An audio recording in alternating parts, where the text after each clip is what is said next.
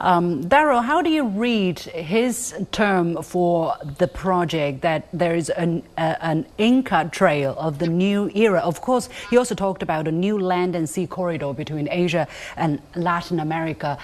Is that going to benefit countries such as Australia, such as the other Asia-Pacific countries? It will certainly benefit the entire APEC region.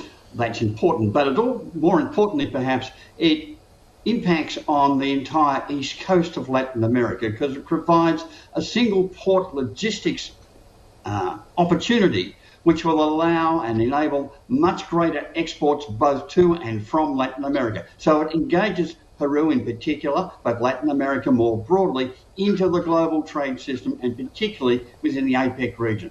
That's what President Xi means when he talks about the Inca trade lines, because traditionally the Inca had widespread trade networks throughout Latin America. So it's an extension of that into the APEC region and an inclusion of Peru to a greater extent within the global economy. It's consistent with the Global Development Initiative that President Xi outlined in 2022. Daryl, how do you think of this? Why do you think the Peruvian president will get so emotional when she's visiting, China? Like many countries in Latin America, the relationship with America has been one of aggression, of American aggression against Latin American countries and interference. So when you have China coming along and saying, look, we're not interested in an ideological approach or hegemonic approach, we are genuinely interested in multilateral trade, in civilizational relationships, then this is a remarkable change in the approach from one country to another. It is an understanding that each country will choose its own particular development paths that are suitable for its own particular conditions without ideological strings attached.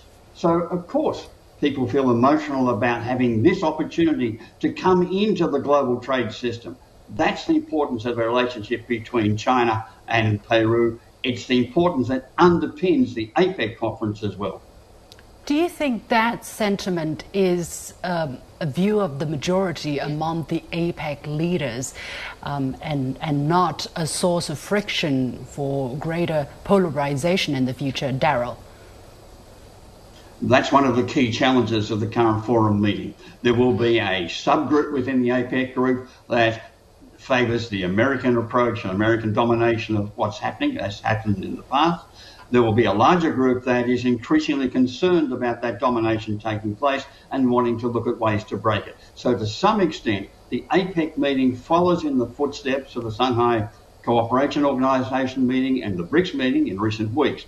So this is an opportunity for China to establish a leadership for full support of multilateral solutions. That's going to be the key challenge, because although President Biden is there, it's really what you might call a farewell tour, because no matter what he says or what he does, that's most likely to be overridden by Trump and his current appointees. So this is an opportunity to set the agenda for the future in the immediate term, with a Trump administration coming in that favours protectionist policies and tariffs that have already impacted on economic strength within the region.